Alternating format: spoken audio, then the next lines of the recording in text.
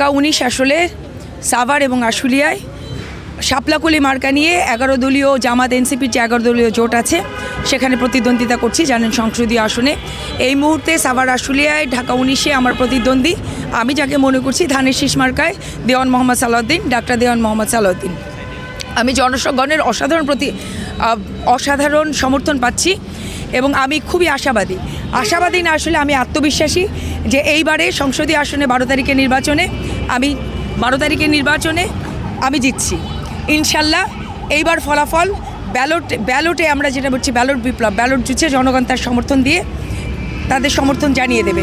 কারণ জনগণ এবার অনেক সচেতন, চাঁদাবাজ দখলদার এই সমস্তর বিরুদ্ধে তাদের ঘোষণা আসলে তারা 12 তারিখে করে দেবে। প্রচারণার ক্ষেত্রে প্রতিনিধি হিসেবে আমি বাধার সম্মুখীন হইনি, কিন্তু আমাদের জানেন যে তৃণমূল পর্যায়ে যারা কাজ করছে আমাদের নারী নেত্রীরা এবং পুরুষেরাও বিভিন্নভাবে হুমকির সম্মুখীন হচ্ছে, শিকার হচ্ছে, এই পর্যায়ে তো আছে। আমাকে আরেকটি প্রশ্ন করেছিলেন যে হচ্ছে গিয়ে আমাদের লেভেল প্লেয়িং ফিল্ডটা আছে কিনা বা কোনো সমস্যা ফেস করছে কিনা।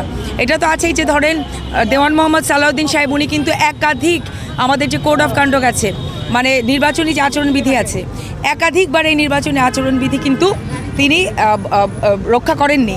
যেমন শিক্ষা প্রতিষ্ঠানে তিনি সমাবেশ করেছেন এবং হচ্ছে গিয়ে আমাদেরকে মাপ দেওয়া আছে, সেই মাপ না মেনে বড় বড় কালারফুল হচ্ছে গিয়ে বিলবোর্ড করেছেন। এবার বিলবোর্ড কালারফুল করা যাবে না, সাদা কালো করতে হবে। এই ধরনের অনেক ধরনের আসলে আচরণবিধি লঙ্ঘন তিনি করেছেন, কিন্তু সেটার কোনো ফলাফল আসলে আমরা দেখতে পাচ্ছি না। এটাই হচ্ছে কি বিষয়। আমি জানিয়েছি ফর্মালি, আমি ইউএনকে জানিয়েছি, কিন্তু ইসিকে জানিয়েছি, সেখান থেকে আমি কোনো ফলাফল পাইনি।